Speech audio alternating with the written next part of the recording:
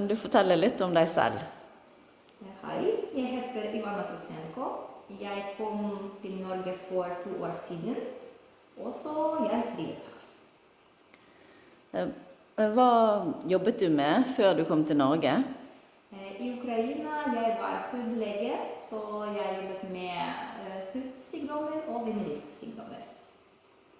Så du er utdannet lege fra Ukraina? Ja, selvfølgelig. Jeg har erfaring 5 år, 3 år på sykehus og nesten 2 år privat praksis. Kan du jobbe som lege i Norge? Dessverre akkurat nå nei, men hvis å jobbe med autorisasjon flere år, tror jeg. Så du prøver å få det til? Vil gjerne, men jeg har sendt dokumentasjon akkurat nå, jeg tror det tok i februar.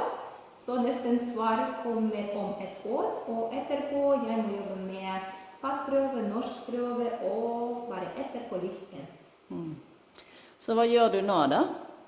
Akkurat nå jeg jobber som miljøarbeider i akuttmottak med folk med sykdommer som fast ansatt, og så har 2 andre stillinger, miljøterapeut hos UniPPS og som arbeider hos Andrea. Så det du jobber med krever ikke noe spesiell utdanning, eller? De krever den, men jeg har god erfaring i Norge. Jeg har byttet 12 forskjellige steder i forskjellige yrker. Og jeg var pleiemedarbeider i omsorgsbolig, assistent på sykehjem. Og det hjelper mye bedre å få god stilling uten autorisasjon. Hva var den første jobben du fikk? Første min jobben det var pleiemedarbeider i Ullensaker kommune i Sammen og Mestring. Jeg jobbet med ukrainske flyktninger, så vi hadde som gruppe og snakket om mental helse. Vi hadde malegruppe, dansegruppe, og det var nesten veldig gøy.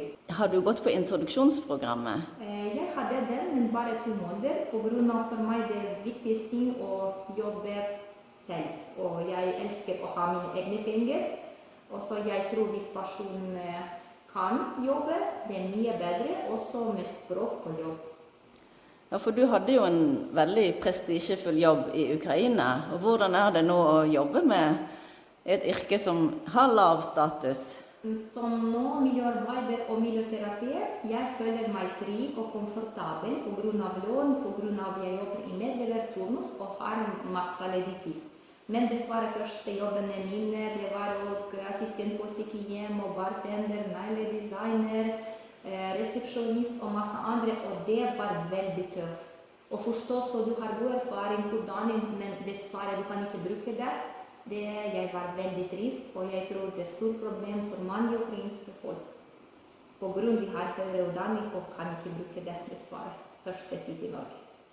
Så hva vil du gi som råd til andre ukrainere? Første ting, akseptere så du er ikke hjem. Og hvis du kommer hit, du kan ikke bestemme. Og det er andre regler, andre land, andre mentalitet. Og første ting, mye bedre kanskje å ha ikke så statusjobb, men det kan hjelpe deg å snakke og få egne penger, og bli selvstendig, og i fremtid selvfølgelig bedre og bedre jobb. På grunn av i Norge, hvis du har erfaring uten utdanning, det er også bra. Det er god lønn. Ja, for du fikk jobb selv om du ikke kunne norsk så godt? Ja, selvfølgelig. På grunn av jeg jobbet som bartender i Oslo, de trenger bare engelsk. Også jobbet med negler, de trenger ingen språk, tror jeg. Men etter hvert, når jeg fikk jobb som resepsjonist, det er mye bedre erfaring med, du snakker med folk, du hjelper, du snakker med på telefonen. Også, jeg tror det hjelper. Så veldig viktig, ikke bare gå på forskjellige steder. Veldig viktig å velge jobb, hvor kan du snakke med norske. Det samme servitor, for eksempel, kanskje det er ikke så pen jobb, men du kan snakke med dem, og språk blir mye bedre. Kan du gi råd til andre om hvordan de lettest kan få jobb i Norge? Ja, selvfølgelig. Første ting, første jobbene kanskje må bli ikke så spesielt. Så det kan bli servitor, bartender, negledesigner, så jobb som lettere å få. Også fra 12 forskjellige steder som vi har byttet i Norge, 10 stykker jeg fant på finn.no. Og bare 2 stykker var som andre person anbefalt meg på andre sted. Det betyr du trenger ingenting. Du må bare skrive resumé. Og ikke gi opp. Og skrive så mange ganger, 100 ganger det kommer svar, det svarer vi fra andre snille person og lykke til videre. Men etter 100 første resumé, det kommer de ringer og spør deg å komme på intervju. Jeg er sikker. Så du har søkt 100 søknader? Jeg tror mye mer. Hvis jeg trenger å bytte sted, jeg bare søke. Og neste jeg forstår, det er ikke som du er dårlig. Noen ganger det passer ikke jobb eller miljø, så bare bytte den. Passer ikke, prøve andre. Så nesten jeg hadde god plass også som på resepsjon. Men hvis jeg hadde ledig tid, jeg pleier å søke på bedre stilling, med bedre lønn hele tiden. Og hvis de bare kommer til intervju, jeg bare kom.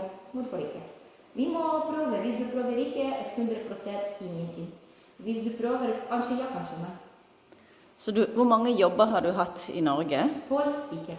Men jeg pleier å blande, så nesten akkurat nå jeg også har 3 stykker. Men nå det er like. Så det er miljøarbeider 2 stykker og en miljøterapeut.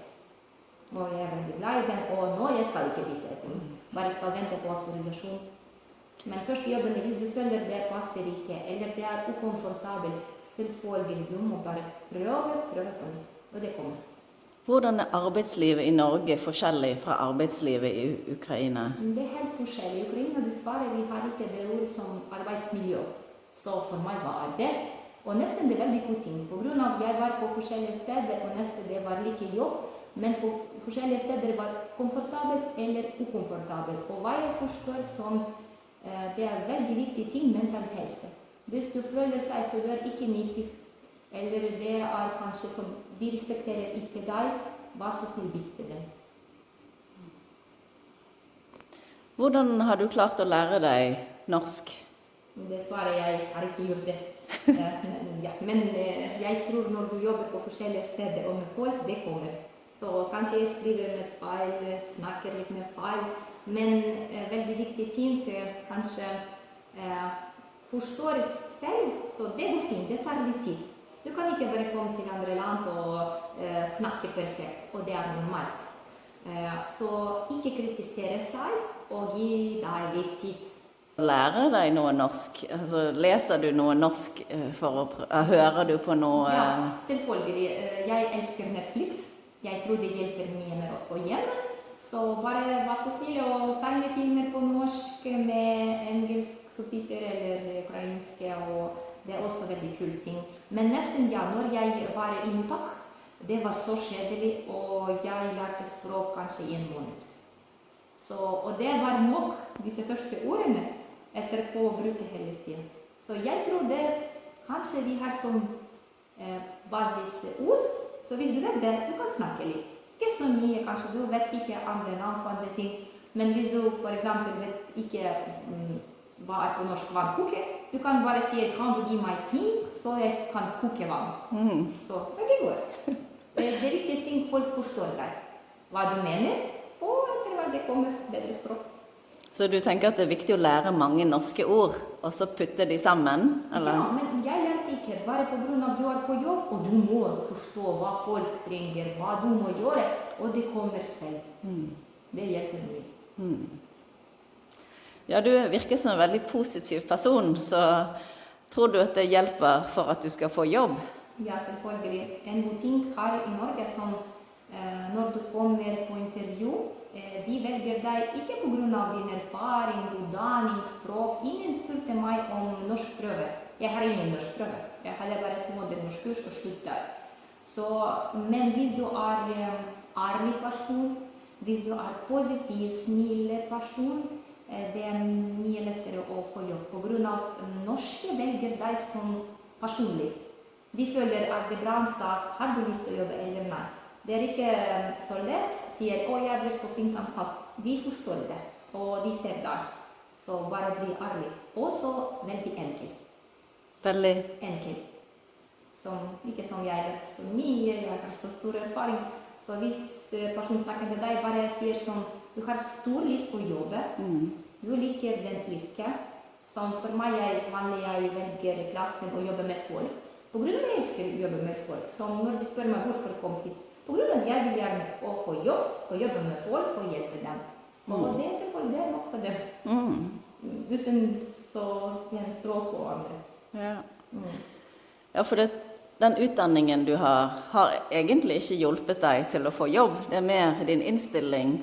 Nei, det hjelper ikke på grunn av hvis du har ikke autorisasjon. Dessverre, jeg fikk i kommune det samme lån som på en person uten utdanning. Men jeg synes det hjelper som vi tenker hvis hun var i lege, så kanskje det er trygt for beboere som den var. Ja. Så mer tillit. Har du alltid vært så positiv siden du kom til Norge? Nei, det var kort tid når jeg jobbet som bartender, og det var veldig kjedelig på grunn av at du føler så du vokser ikke. Du bare gjør det samme ting, og du føler seg som trist på grunn av føler ikke nyttig. Og så du føler så det er dumt å bli lege og vaske glass, så ja, deprimert nesten. Men når du trenger penger, du har barna, du må jobbe, det hjelper mye mer, og du må bli positiv. Og nesten hvis du er så slitsom, vær så god, bare bytte jobb. Så nesten hva forstår jeg veldig godt. Kanskje jeg er ikke så flink å få så god stilling akkurat nå, men hvis jeg prøver bare å bytte, og det kommer til hvert. Hva gjør du hvis du er litt trist? Hva gjør du da? Har du noen strategier? Ja, jeg spiser mye sjokolade. Jeg elsker det. Kanskje derfor jeg er så smilende person. Hvorfor tror du at det er mange ukrainere som ikke jobber i Norge?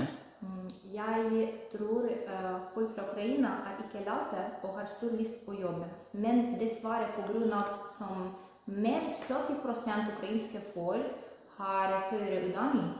Det er veldig tungt, tøff og vanskelig å vaske gulvet eller rumper på sykehjem.